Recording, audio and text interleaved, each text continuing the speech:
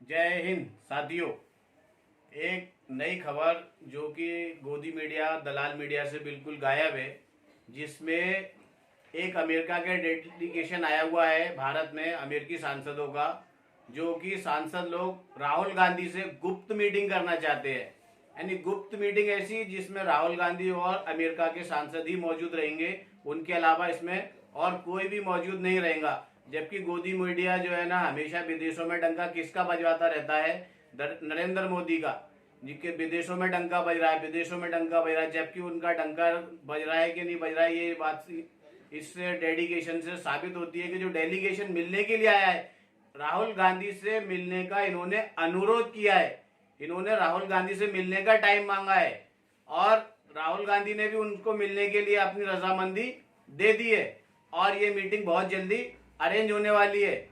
अब मसला ये है कि जो अगर ये मीटिंग सीक्रेट मीटिंग होती है तो जो भी इनके बीच की बातचीत होंगी ये सिर्फ राहुल गांधी को मालूम रहेगा या फिर वो अमेरिकी डेलीगेशन को मालूम रहेगा। बाकी ये जो भांड मीडिया है, इनके पेट में दर्द हो रहा है और इनको ये चीज कुछ भी मालूम रहने वाली नहीं है। खास करके जो भक्त है ना, भक्तों को तो कुछ भी मालूम नहीं रहने वाला है।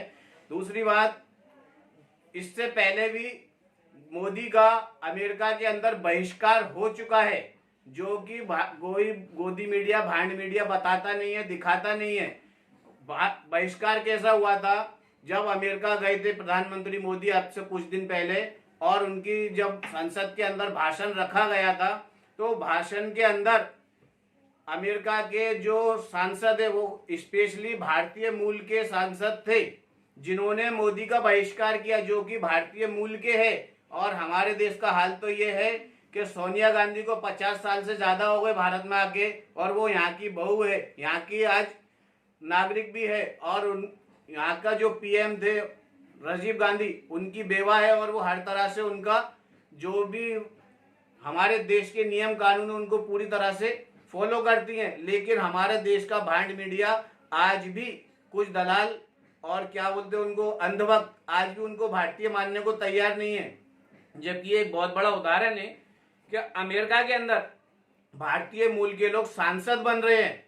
और इसके अलावा भी एक और चीज है, जो इंग्लैंड, जिसने हमारे ऊपर 200 साल तक हुकूमत की, और वहां का जो आज का पीएम है ऋषि सुनक, वो भारत देश का ही है, भारतीय मूल का ही है।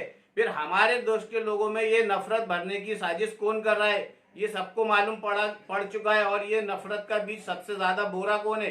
ये भांड मीडिया बो रहा है, ये सही चीज को बताता नहीं है। यहाँ तक कि ये जो मोदी का बहिष्कार हुआ, वो भी भारतीय मूल के सांसदों ने बहिष्कार किया, और उन्होंने वहां पे मुद्दा भी क्या रखा?